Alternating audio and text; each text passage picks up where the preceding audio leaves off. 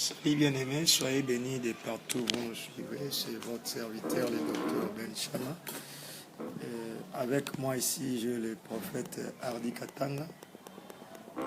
Que nous vous disons shalom, shalom, au nom du Seigneur, que le Dieu Tout-Puissant puisse vous bénir de partout où vous nous suivez. Nous tenons seulement à vous dire que c'est un bon dimanche que le Seigneur nous a accordé par sa grâce, n'est-ce pas, sa prophète? Oui, c'était vraiment très bien. Vraiment, c'était la grâce de Dieu. Nous avons vu vraiment la grâce de Dieu au milieu de nous. La prédication de ce matin, nous avons partagé uniquement sur, c'était dans le livre des Actes des Apôtres, chapitre 2, versets 42 à 43, où je répéterai ce que la Bible a dit. On a dit que dans l'église primitive, les gens avaient 4 piliers qui ont fait la force de cette assemblée. C'est pourquoi nous avions intitulé la thématique de ce matin comme sur les 4 persévérances des saints. C'est-à-dire, l'église primitive, les gens étaient en train de persévérer. Ils persévéraient premièrement, la Bible dit, dans l'enseignement des apôtres. La deuxième des choses, la Bible dit, persévérer dans la communion fraternelle. Et la troisième des choses, la Bible dira qu'ils ont persévéré dans la fraction du pain. Et puis, finalement, dans le prière. Mais à voir par rapport à nos églises d'aujourd'hui, vous allez voir, quand les gens vont dans les églises, il va persévérer pour chercher le mariage, il va aller persévérer pour chercher l'argent, il va aller persévérer pour chercher des voyages et autres. Alors qu'en réalité, nous ne devons pas persévérer pour ces choses-là. Car la Bible dit que ceux qui sont en train de chercher ces choses, ce sont des païens. Mais pour nous, les enfants de Dieu, nous devons persévérer d'abord, premièrement, dans l'enseignement. Nous voulons que Dieu nous bénisse, mais la bénédiction ne viendra pas tant que nous restons debout. Voilà pourquoi Hamash, avant de multiplier les pains, il demande aux disciples, faites-les asseoir, n'est-ce pas, prophète? C'était ça vraiment. Donc, il a dit que faites-les asseoir, ce qui signifie que d'abord, ce sont les croyants Amen. Qui doivent s'asseoir sur l'herbe verte qui est la parole, qui peuvent expérimenter la bénédiction. Amen. Et vous allez remarquer là-bas dans les actes des apôtres, il y avait plusieurs apôtres, parce qu'on est là dans l'enseignement des apôtres. Donc, il y avait beaucoup d'apôtres. Entre autres, nous savons qu'après Yehoshua, il y a eu 12 apôtres. Mais il n'y a qu'un seul enseignement. Amen. Pour dire, nous voyons là, comme dans les tabernacles, il y avait la table de pain des propositions. Une seule table, mais qui avait 12 pains. Wow. C'est-à-dire que cette table, c'est le symbolisme de Hamashia lui-même. Et les 12 pains, c'est l'enseignement récit par ces 12 apôtres qui nous l'ont laissé dans la parole. Et vous allez voir, ce qui est comme une maladie dans nos églises aujourd'hui, chaque église a son enseignement. Vous pouvez trouver dans une avenue, il y a 10, 12 églises, et chaque pasteur a sa propre doctrine qu'il apporte à ses fidèles.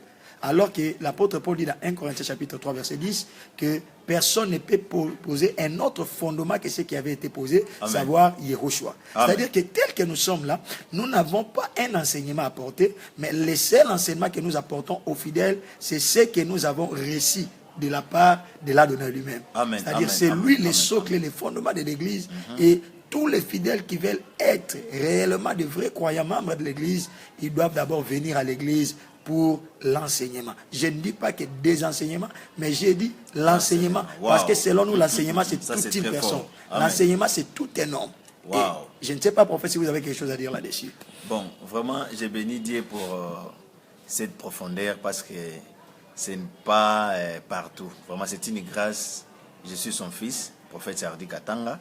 Donc, être sous ses pieds. Parce que c'est comme papa dit, vous voyez, dans les églises, il y a toujours, il y a beaucoup de gens qui persévèrent à cause des choses de ce monde. Mais le papa nous a dit de persévérer dans les enseignements. Parce que, vous savez, si vous avez l'enseignement, toutes choses, parce que l'enseignement, c'est un fondement, c'est-à-dire comment tu peux avoir tout ce que nous cherchons sur la terre. Vous voyez, donc c'est très important. Il faut montrer aux gens comment tu peux, mais pas... C'est-à-dire, nous déclarons souvent que tu auras quelque chose, tu auras ça, c'est pour cela. C'est-à-dire, si vous promettez aux gens que, par exemple, Dieu va faire ceci dans votre vie, là, vous allez voir vraiment, la personne va persévérer juste pour attendre ce que Dieu lui avait promis. Mais pour les enseignements, les gens négligent. Il y a beaucoup des hommes de Dieu qui négligent les enseignements. Or, nous sommes fondés par les enseignements. Même Paul a dit quelque part, il a dit, je suis près de vous pour que Christ soit formé en vous. C'est-à-dire c'est notre mission primordiale sur la terre. C'est pour former Christ dans la vie des gens. Donc c'est très important. Mais aujourd'hui, nous ne formons pas Christ dans la vie des gens. Vraiment, c'est ça. Merci beaucoup, papa. Merci vraiment beaucoup. Merci. Maintenant, papa, j'avais une question à vous poser. Oui, prophète. Je ne sais pas. Maintenant, je ne sais pas. C'est-à-dire, parce que si, par exemple, Dieu nous a promis quelque chose, Dieu m'a promis, par exemple, tu auras un travail, Oui. tu auras cette année, tu auras une promotion. Je ne sais pas, est-ce que je ne peux pas persévérer pour ça ou je ne sais pas, papa, comment vous pouvez nous expliquer? Parce que il faut quand même, parce que mettre d'abord croire. Or, c'est-à-dire, si je crois que non, la chose que Dieu m'a promis, je l'aurai. Il faut persévérer avant de l'avoir. Maintenant, comment je ne peux pas persévérer à ce que Dieu m'avait promis? Bon, c'est juste une question, papa. Merci, prophète. Vous savez, la foi vient de ce qu'on entend dire Hébreux 11.1. Et la foi, dans Hébreux 11.6, on dit que sans la foi, il est impossible d'être agréable à Dieu. Amen. Et c'est quelle foi dont la Bible parle là-bas? Est-ce que la foi dont la Bible parle là-bas, c'est celle qui est liée au matériel? Moi, je ne crois pas. Parce qu'on dit que sans la foi, il est impossible d'être agréable. Là, nous comprenons que la foi devient une personne. Donc, la foi est personnifiée en la personne de Yahushua. Parce qu'il est la seule personne qui, sans lui, on ne peut pas être agréable à Dieu. Hébreux 10.4 dit que tu n'as voulu ni holocauste ni sacrifice, mais tu m'as fait un corps. C'est-à-dire que Dieu n'a pas voulu toutes choses. Mais le seul corps qu'il a voulu, c'était son fils. Wow. Et c'est ce fils-là qui est la foi. Et il a dit, ça c'est très fort. Quand le Fils de l'homme reviendra, trouvera-t-il la foi? Vous croyez la foi que le Fils de l'homme parlait là-bas, c'est l'espérance d'attendre quelque chose? Non.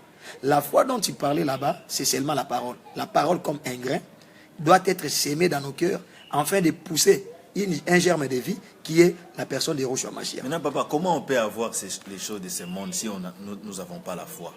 Nous n'avons pas la foi. Parce que je ne sais pas, cela viendra elle-même ou il faut d'abord appliquer la foi pour en avoir? Le seul problème est que le fidèle doit persévérer dans la parole. Ok, wow. La Bible dit que ce sont le païen qui demande les choses.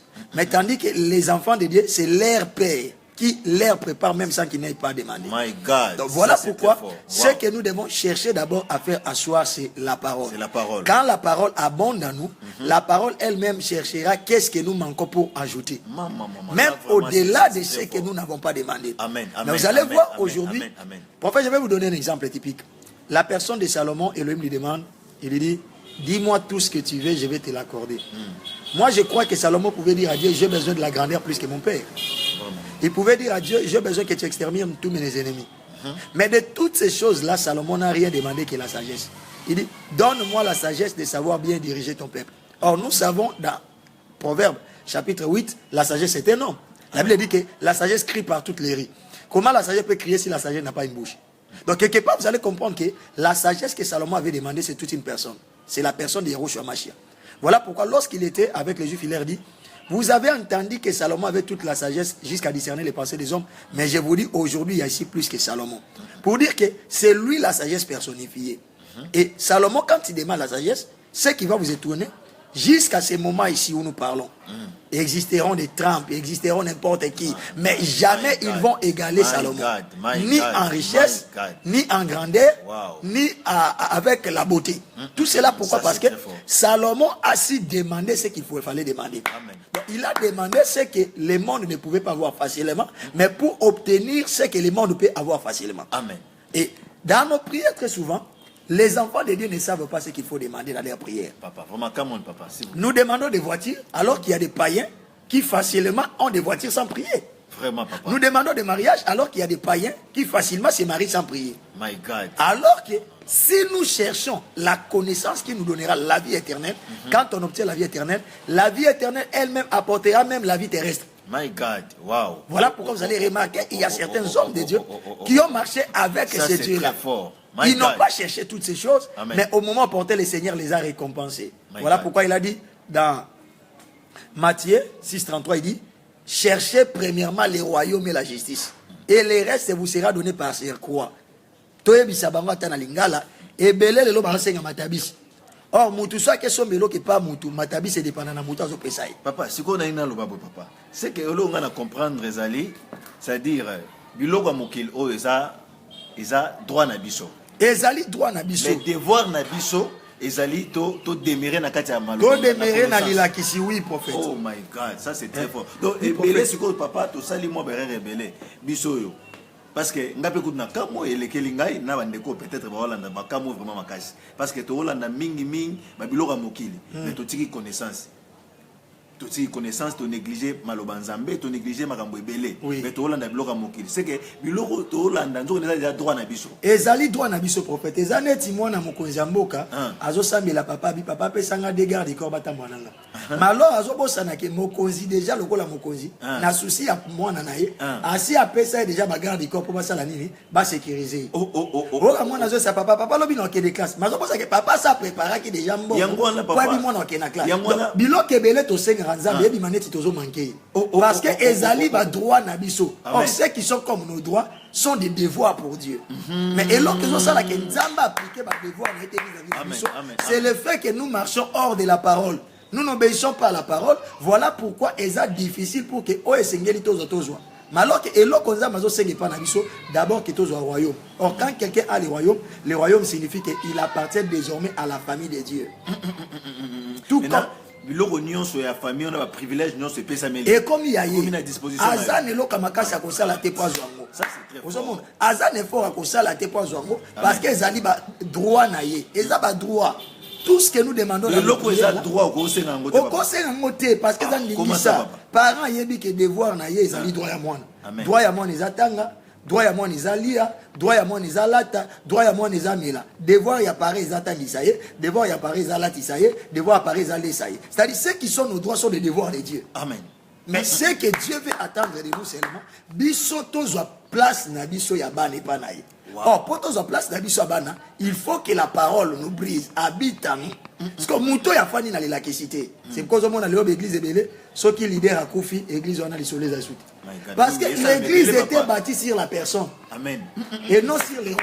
Amen. Amen. Yo choisi sa pierre à lobby. Je te dis que tu es pierre. Mais sur cette pierre, donc la deuxième pierre n'est pas les noms. Mais la deuxième pierre, c'est la matière, les rochers. Oh, tu sais bien que la pierre est inflexible. La pierre est inébranlable. La pierre est dure. Les lots qu'on dit c'est pas dur. Pourquoi? Parce que lorsque viennent les vents et marées, vous allez voir les fidèles qui vont déménager les églises. Et les lots communs, les gens sont en train, les pasteurs sont en train de dire, j'ai aujourd'hui plein de personnes qui viennent. Ce sont des croyants qui émigrent des églises. Mais en réalité, nous n'avons pas de païens qui viennent dans des églises. Ce sont des fidèles qui font des voyages. Il a quitté telle église pour aller dans telle église. Et toutes ces choses-là, pourquoi? Parce qu'ils ne sont pas enracinés dans la parole. Là où quelqu'un est enraciné dans la parole, il comprendra que les hommes de Dieu passeront. Les problèmes viendront. Mais comme je suis assis sur les rochers, comme Amash a dit que sur ces rochers, je bâtirai mon église, celui qui est assis sur l'enseignement ne partira pas. Il restera. Ça c'est très fort. Ça vraiment c'est très Il restera. Celui qui est venu dans une église pour des prophéties, après les prophéties, qu'est-ce qu'il fera? Il passera. Mais celui qui est venu pour la parole demeure. Toujours. Il demeure parce qu'il sait que je suis venu dans l'église. L'église est comme une carrière. Où moi je suis la pierre dans la carrière de Salomon. On est en train de me briser par les marteaux pour que j'entre dans les temples. Or, les temples dont je parle là, c'est les noces de l'agneau. Ça c'est très fort, papa. Mais tandis que l'église locale, c'est la carrière. Là où les marteaux de la parole nous brisent, nous donnent la forme qu'il faut pour que tout côté en annonce. Ce qui nous doit comprendre, il y a un peu ça, nous avons remarqué, pasteur a commis l'église locale la boutique, à Moni Bandimi, à Zoé Baté Kolia, ma bonne Arabia, mais il faut dans la parole et s'engueuler pour préparer Bataba Koutana. Parce que le langage est comment Toyo Kabatoloba, Mundimi Nangai, Wanaza Mundimi Nangai, est-ce que le langage est par rapport à quoi? Ce sont des païens. Papa, Mundimi Amoutouaza l'a raté. Nazolo Banayo, moi je suis ton père dans la foi, tu es ministre de la parole. Ceux qui ont Zalara Mundimi Nangai, Nde aux Zalara en Afrique d'ici, ils étaient place au Salam Salanzam. Amen, amen. Mais ceux qui aux en Afrique d'ici, ah ouais, au Salam Salanzam, parce que nous avons compris que Mundimi Amoutouaza l'a raté. Amen. Les fidèles appartiennent au Seigneur, mais Dieu nous donne seulement la responsabilité.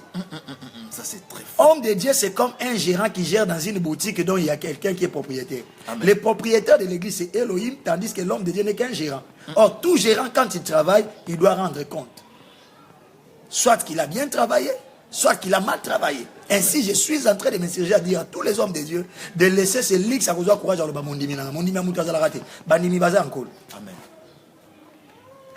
Donc, voilà pourquoi, bien aimé, pour aujourd'hui, nous allons nous limiter un peu par là. Nous avons touché les premiers points des 4 persévérances des saints. Le tout premier point, c'est l'enseignement des apôtres. Donc, l'église de ces temps, appelée l'église définitive, doit emboîter les pas de l'église primitive. Et le dimanche prochain, nous allons continuer dans le second point qui est la communion fraternelle, que l'on ne trouve même plus aujourd'hui dans nos églises. Et nous savons que le Seigneur ne manquera pas à nous bénir. Prophète. Merci beaucoup. Vraiment, je suis très ravi d'attendre ces choses parce que c'est vraiment très, très profond. Vraiment, comme j'avais dit, donc, mes bandeliquets, nous sommes bénis d'être sous ses pieds. Vraiment, c'est une bénédiction pour nous. C'est vraiment une bénédiction avoir c'était le papa, donc comme Ben Chama. Donc, c'est une bénédiction pour nous. Il est vraiment une bénédiction pour nous. Donc, tu peux suivre nos mots partout. Vraiment, nous conseillons aux gens à rater chaque dimanche au Landaka. C'est-à-dire, page Oyo, c'est vraiment important. Moi, je crois, ils ont Pambola Biso Makasi. Il faut que je me mémoire. Merci, Zama Pambola Bino. Bye. Que la donne vous bénisse. Bye. On se voit le dimanche prochain.